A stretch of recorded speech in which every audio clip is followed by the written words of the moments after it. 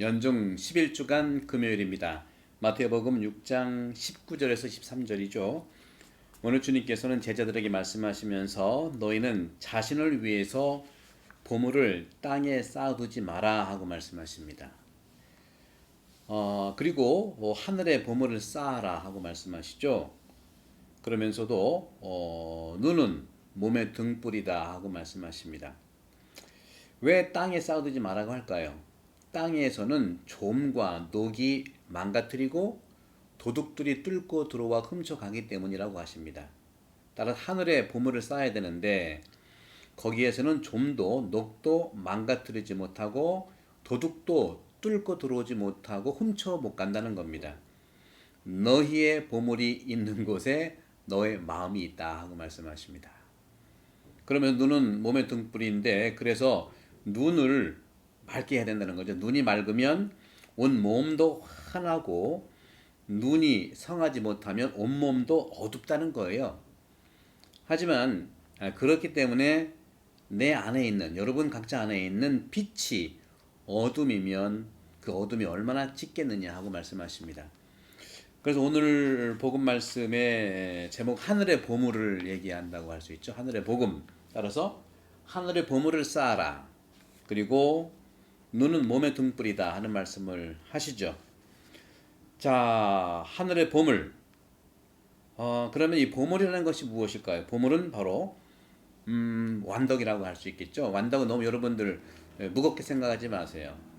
7개의 칠극을 이겨내고 덕으로 돌아가면 된다는 것이죠. 7극은 뭘까? 다시 한번 확인해 드리면 7극은 교만, 시기 질투, 탐욕과 탐식, 그리고 음란과 음욕, 그리고 분노와 나태입니다.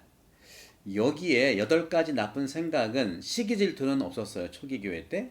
하지만 6개에다가 바로 낙담과 허영이 포함돼서 8가지 악습과 나쁜 생각이죠. 이런 점들에서 기본적으로 보물을 땅에 쌓아두지 말라고 했을 때 이 보물이라고 하는 것은 어쨌거나 재산 아니겠습니까? 따라서 바실리오 성인께서는 3세기 4세기의 카바도키아 교부, 제가 좋아하는 교부 중에 첫 번째 분인데 이 바실리오 성인 어떻게 말씀드렸냐 하면은 바로 남는 재산이 있죠. 우리 모든 재산 중에 생활을 하다가 또 여러 남는 재산, 잉여 재산, 남는 재산은 내 재산도 아니고 우리의 재산도 아니고 가난한 사람들, 다시 말하면 빈자, 가난하고 어려운 사람들에게 속한 재산이다 하고 말씀하셨어요. 그렇기 때문에 하늘의 보물을 쌓는다고 하는 것은 기본적으로 자선을 얘기합니다. 자선. 그 자선이 뭘까요? 자선은 바로 여기서 현세의 어려운 이웃에게 주는 것 같지만 현세에 주는 자선은 현세의 세상에만 있는 것이 아니라 영원한 세상 안에 영원한 세상을 위해서 저금을 하는 것이다 하는 거죠. 또 영원한 세상을 위해서 저금하는 건 현세의 자선이라고 할 수 있는 거죠. 그런 점에서 내가 선물한 것이 이 지상에서 이 땅에 내가 선물한 것이 천국에서 내가 소유하는 재산이 된다는 거죠. 그런 점에서 모든 선한 일은 이 땅에서 선한 일은 바로 천국의 저축이 된다는 것이죠. 그런 얘기 있지 않습니까? 어떤 부자가 하늘에 올라갔는데 각자 이제 하늘에다가 하느님께 집을 지어줬대요. 근데 자기가 데리고 온 노예는 하늘에 올라가 보니까 집이 으리으리하게 이제 선물 받은 거예요. 당연히 자신도 종보다 더 큰 집을 선물 받겠죠 했더니 아주 조그만 오두막, 겨우 살 수 있는 오두막이 천국의 자기 집이라고 나왔다는 거예요. 그래서 왜 그렇습니까? 물어봤더니 거기에 있는 이제 천사가 그러대요. 천국에서 집을 짓는 재료는 여러분들이 지상에서 재료를 준비해서 올려준 걸로 짓습니다. 지상에서 천국에 집을 지을 수 있는 재료는 자선이고 어려운 사람을 돕는 사랑의 행위입니다 하고 말했답니다. 바로 이런 것들이 우리가 얘기하는 하늘의 보물입니다. 이 지상에서의 자선이 한 사람에게 해준 것이 천국에 나한테 선물 받는 재물이 된다는 것이죠. 이런 예들은 톨스토이의 소설에 굉장히 많이 나오죠. 네. 한편 눈은 몸의 등불이다 하고 말씀하시면서 눈이 맑으면 몸도 환하게 된다. 눈이 성하지 못하면 온몸도 어둡다 하는 것이죠.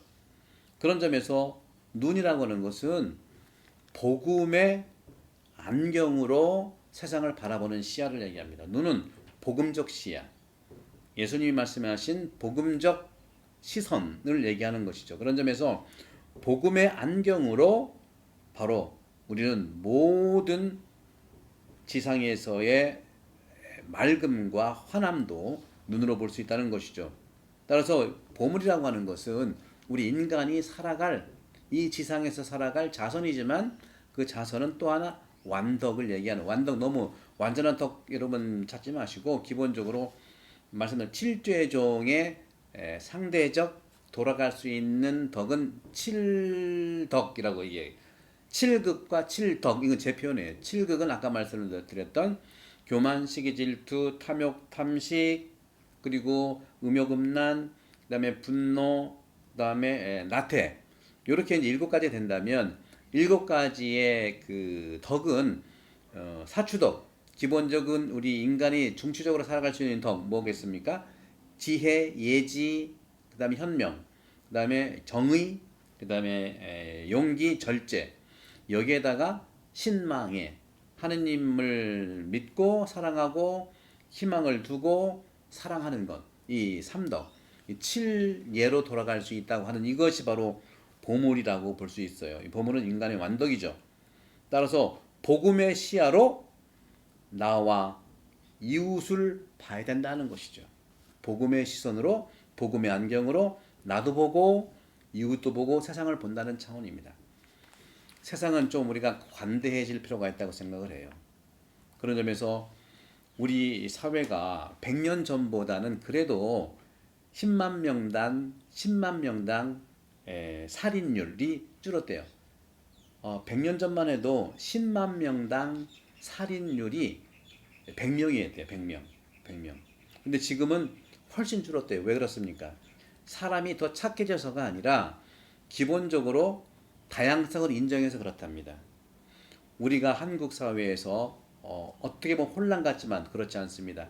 서로 다양하다는 것을 경험하는 것이기 때문에 사춘기를 호되게 겪은 청년은 그런 다양성을 만나서 더 온전한 사람이 될 수 있다고 생각하는 것이죠. 우리 본당도 그렇고요. 우리 한국 사회도 서로 어떻게 보면은 서로 다양한 측면이 분열의 모습을 볼 수 있지만 그렇지 않습니다. 우리가 서로의 의견들이 다양하게 받아들여질 때 우리는 성장할 수 있다고 보는 것이죠. 딴 사람이 얘기하기에는 정말 얼토당토 않는 소위 말하는 개소리다 하더라도 그 개소리에 대해서 우리는 반응하지 않고 다양함을 인정하면서 그것이 나한테 계속 반응된다고 한다면 중단을 요청하고 그것이 계속해서 또 진행된다면 방어하고 중단을 요청해야 되겠죠. 이런 것들이 서로가 공격하지 않고 다양한 의견들이 이루어질 때 우리는 사람을 오해하고 심지어는 100년 전보다 사람을 죽였던 이 100명의 숫자보다 훨씬 줄어들 수가 있다고 생각을 합니다. 우리는 지금 같은 공동체 안에서도 말과 행동과 이해하지 못하는 걸로 오해하고 어떤 면에서 사람을 힘들게 상처를 주지요. 하지만 관대함을 가지고 나를 정말 반응하고 나를 방어하고 중단을 요청하는 이런 지혜로운 사추덕, 현명함과 지혜와 예지를 가지고 의로움을 향해서 용기 있게 나가고 또 절제할 건 절제하는 이런 측면에서 이 땅에서 보물을 쌓아서 하늘에 저축할 수 있는 그러한 축복이 되기를 여러분 축복드립니다. 성부와 성령 함께는 여러분을 강복합니다. 감사합니다.